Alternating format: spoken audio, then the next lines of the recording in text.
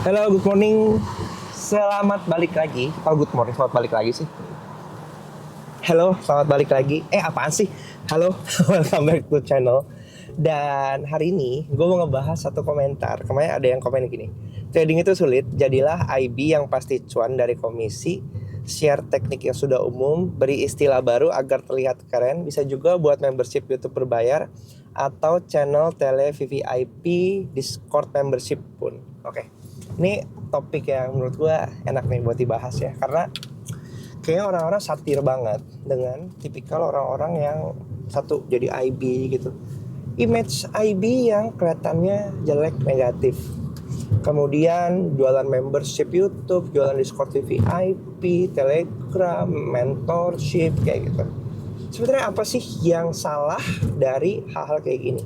Ini kita langsung bongkar dengan analisa yang paling gampang. Gini, sekarang kita tahu ya bahwa yang namanya internet itu udah jadi bagian dari hidup kita. Bukan hanya sekadar tempat untuk kita cari entertainment, tapi juga tempat pembelajaran. Ini terang banget. Oke, segini. Tempat pembelajaran buat kita. Sekarang pertanyaannya, ketika kalian mau belajar, kalau dulu beli kelas offline itu mahal sekali ya. Itu benar-benar kayak nggak masuk akal, mahal. Karena apa ya? Dari sisi biaya yang harus dikeluarkan, kita harus sewa tempat, kemudian waktunya ada waktu yang harus dialokasikan, lalu kemudian kita ngomongin soal bagaimana kuotanya juga terbatas gitu. Itu membuat harga semakin mahal. Tapi sekarang dengan adanya internet, kita lihat kelas-kelas itu banyak yang dimulai dari 100.000, mungkin membership itu cuma 100.000, 200.000. Ya masih banyak sih yang jual kelasnya mahal-mahal sih. Ya sama kayak gym lah ya, makin private makin mahal gitu, semakin eksklusif semakin mahal. Karena ngomong dari sisi harga itu, pricing ya, ini ngomongin tentang bisnis gitu. Ini terang banget sih. Ntar tunggu, mana sih? Nah, salah. Oke, gini. Dari sisi pricing bisnis, kalau buat gua memang ini banyak faktornya.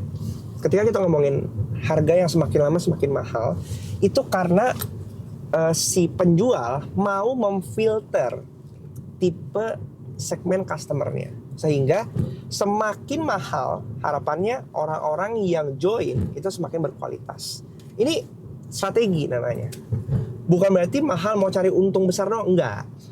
Karena dia mau mencari segmen market yang menurut dia ada di levelnya. Probably kalau misalnya harga joinnya mahal, artinya dia pengen tipe segmen customer yang punya ekonomi yang di level tertentu. Semakin murah artinya dia masuk ke dalam mass market.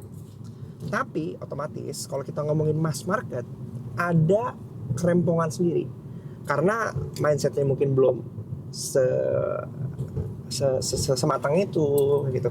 Ada yang bilang gini, ngurusin customer atau klien dengan network misalnya mungkin 1M gitu ya, itu lebih mudah dibandingkan ngurusin customer yang networknya cuman mungkin berapa 100 juta. Karena yang 100 juta kehilangan duit 10 juta aja udah pusing, udah panik gitu. Itu kan 10% dari asetnya. Tapi kalau yang 1M kehilangan 10 juta itu kayak geli-geli. Kenapa geli-geli? Bukannya menyepelekan ya, tapi itu bukan sesuatu yang terlalu mengacaukan hidup mereka kayak gitu. Sehingga ketika kita ngomong dua hal yang seperti ini, artinya ini tadi ngomong soal customer profiling kayak gitu. Itu satu, kita ngomong dari sisi harga. Kemudian kita ngomongin dari sisi program-programnya. Apa sih yang salah dari IB? Menurut gue gini, IB itu kan apa ya, kepanjangan kan introducing broker ya. Jadi orang yang memperkenalkan broker ke khalayak umum, atau kita sebutnya sales, perpanjangan jadi sales, atau enggak bukan internal sales tapi external sales, atau bahasa kerennya sekarang affiliate marketing ya. Kalau kalian familiar dengan afiliator. Nah, konteks afiliator pun jadi jelek gara-gara itu siapa? Indra Kents, Doni Salmanan gitu ya. Yang sebenarnya makna dari afiliator sendiri adalah sama orang yang merekomendasikan. Nah, gampangnya apa? Orang broker, kalau kalian beli properti ya, kalian beli properti, ini ada teman kalian itu agent. Kemudian dari agent itu ada temennya lagi, ya kan? Suatu hari ini ada si Ani, dia adalah agent properti. Kemudian Ani punya teman namanya si Desi, ya kan? Kebetulan Desi adalah teman gue cerita ke Desi, Des, ini gue lagi pengen beli rumah nih, ada gak kenalan agent yang oke menurut lo? Oh, si Desi kenalin sama si Ani. Nah, Desi adalah afiliator, ya kan? Dia adalah kayak intermediary, penghubung yang merekomendasikan si agent. Itu afiliator. Itu adalah IB, ya. Salah nggak? Ya enggak lah. Dalam dunia sehari-hari kita pun tanpa sadar sering menjadi afiliator. Cuman lu mikirnya afiliator itu yang trading doang, main lu kurang jauh gitu. Makanya perlu untuk kita itu memfamiliarisasikan dengan konteks bahasa-bahasa terminologi itu yang memang ya makna sesungguhnya itu apa gitu. Salah contoh, lu suka belanja online, ya, lu suka belanja online, sering ke Shopee, mungkin sering ke TikTok juga gitu, ngeliatin orang live, liatin siapa ya, kalau mau beli gadget mungkin liatin Kocun, mungkin siapa lagi ya. Banyak lah ya, kayak yang jualan di streaming setiap malam, setiap hari, terus all day long di jualan itu, atau tokonya dia pindahin ke TikTok Shop atau Shopee Shop. Itu pun kita sebut sebagai afiliator. Karena apa? Mereka probably bukan pegang barangnya, mereka cuman merekomendasikan barang dari toko-toko gitu. Kemarin gue ngobrol juga sama tim gue, katanya, iya, gue ini loh, gue beli check out 5 barang dari streamer yang sama, tapi datangnya beda-beda. Iya, karena mereka memang nggak pegang barang. Mereka cuman merekomendasikan, ini gue punya lapak, ini gue jualan barang-barang orang. Itu yang disebut afiliator juga. Salah nggak? Apakah lu marah sama mereka karena wah lu afiliator nih gitu, gue gak mau beli dari lu? Ya enggak juga kan, ya lu beli aja kan, karena lu beli dari orang yang probably lu ngelihat iya legit ya orangnya ya, kayaknya oke nih gitu. Jadi dari situ lu mau ngeklik check out gitu. Oke? Konsep yang sama. Jadi gini, jangan kita justru mendegrade makna dari kata-katanya, dari esensi title-nya itu. Karena yang membuat jelek itu oknumnya, bukan pekerjaannya gitu. Oknum itu yang membuat otak kalian berpikir sesuatu jadi negatif. Padahal basicnya itu sama. Terus kemudian soal kita ngomongin enakan jadi IB cari komisi gitu. Trading itu sulit, buka membership. Coba kalian berpikir sebagai orang yang berbisnis, oke? Ini kita ngomongin berbisnis ya, karena soal gimana cara cari duit kan. Dan sekarang itu kalau buat gua, cara dapat duit di internet itu emang sangat mudah ya. Gua nggak ngomong mudah, tapi fleksibel. Bagaimana apapun yang kita lakukan itu bisa menghasilkan uang. Tadi gue nonton satu ini, kalian mungkin pasti pernah ketemu juga di Instagram, konten yang ngomong saya menghasilkan 200 juta konten di Instagram, caranya gimana gitu. Terus dia simple, dia bikin konten bagaimana saya cara mendapatkan uang 200 juta di Instagram palsu. Cuma dia bagiin tipsnya, kemudian dia bikin e-booknya, kemudian orang beli. Ya.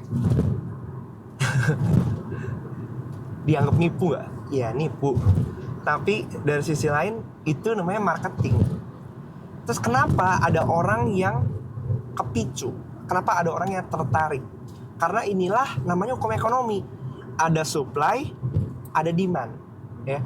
Ketika ada demand, ada permintaan dari market, sebagai orang yang bisa melihat peluang itu, maka dia akan membuat produknya, ya kan, untuk menjawab demand.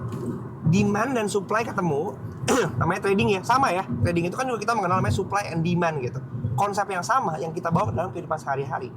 Ketika masuk ada area demand, maka ada seller yang masuk jualan, kayak gitu, ya kan. Jadi konsep yang sama itu yang kita terapkan. Jadi kenapa ada orang-orang yang jualan membership Discord, ada orang yang jualan semua yang kalian sebutkan itu ya, Signal, grup mentorship, karena demand-nya ada. Kenapa demand-nya ada? Karena kita kekurangan edukator, ya. Karena banyak orang maunya instan, banyak orang maunya cepat. Nah, instead of mengedukasi yang lama, ini kan lama nih ya kan, untuk trading, bilang trading itu sulit. Karena apa?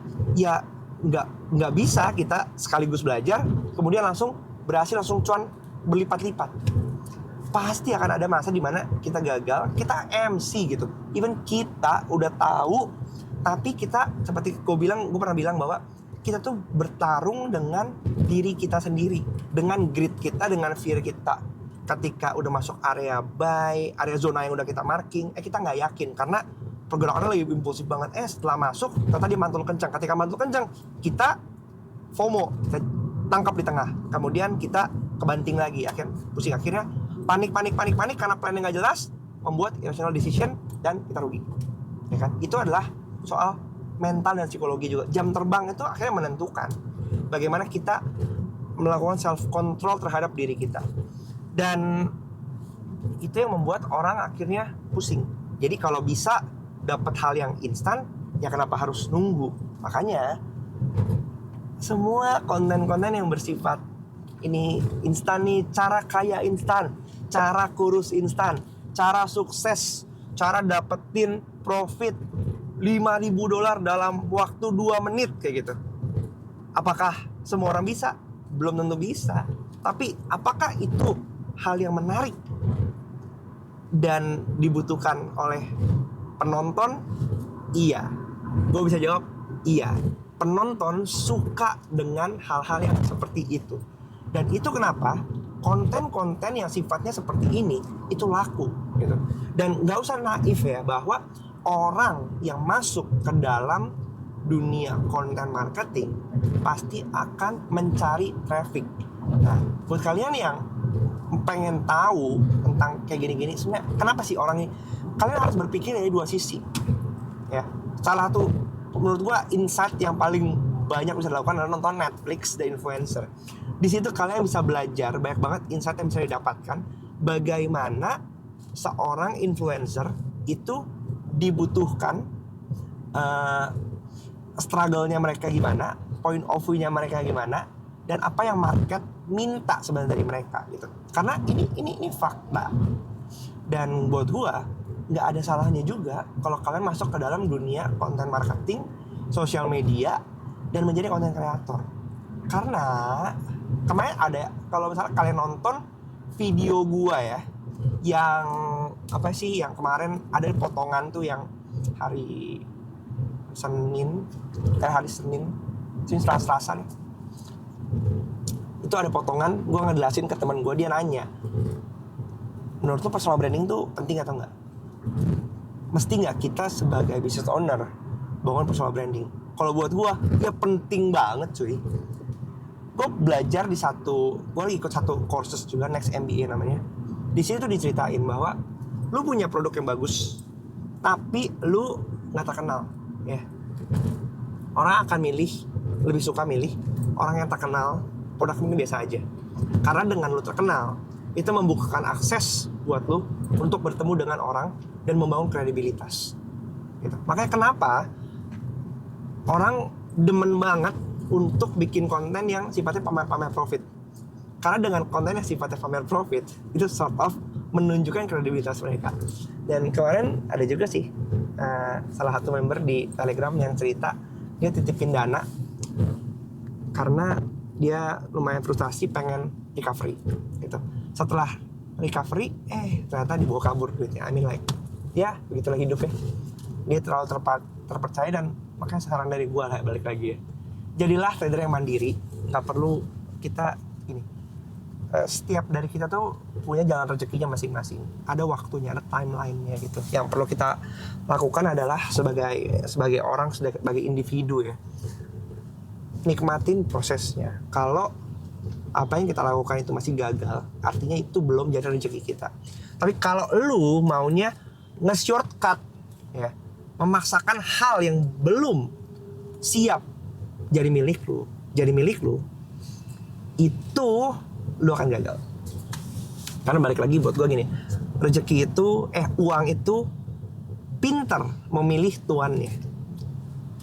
Uang akan datang kepada orang yang tepat. Kalau lu memang dirasa belum cocok untuk mengolah uang itu, maka uang itu akan cuma datang ke tempat lu, kemudian dia pindah ke tempat lain. Ya. Itu kenapa orang yang kaya mendadak biasanya balik lagi miskin mendadak. Kenapa orang yang dulunya biasa-biasa aja, hidupnya mungkin ekonominya rendah ke bawah, menengah ke bawah, dapat rezeki nomplok, kemudian nggak lama habis lagi hartanya. Karena yang mereka lawan ketika punya uang, langsung foya-foya, langsung beli ganti motor, ganti handphone baru, pokoknya dihabisin, dihambur-hamburin dengan alasan apa? Kapan lagi bisa kayak gini gitu. Tapi kalau misalnya lu paham gimana cara ngolah uang, bahwa uang yang kita dapatkan itu ya kita olah lagi untuk menjadi satu investasi kita, lu nggak akan pernah miskin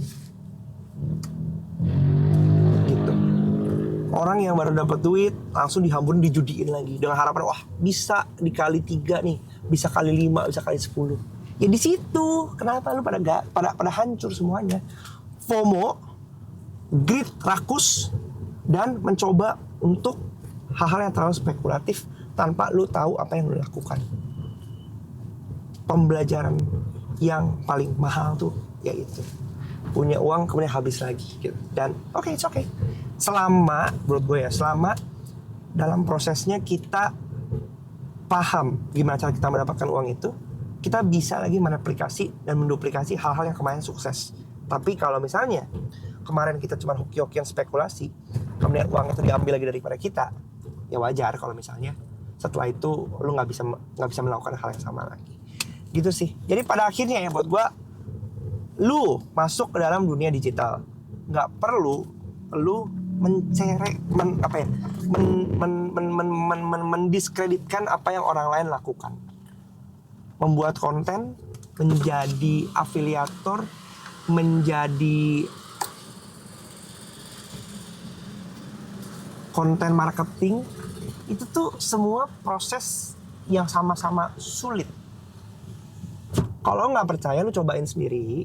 Jadi lu tahu, lu punya empati terhadap orang-orang yang melakukan pekerjaan seperti ini. Bahwa iya, yang lu lihat kelihatannya gampang, tapi realitanya tidak segampang itu, Ferguson. Oke? Ya udah, segitu aja video kita kali ini. Terus juga pandangan kalian mengenai apa yang gue sampaikan. Kalau misalnya kalian nggak setuju, ya kalian sampaikan juga supaya kita bisa diskusi sehat dan supaya kita sama-sama punya growth mindset lagi. Sampai jumpa di video selanjutnya. Bye.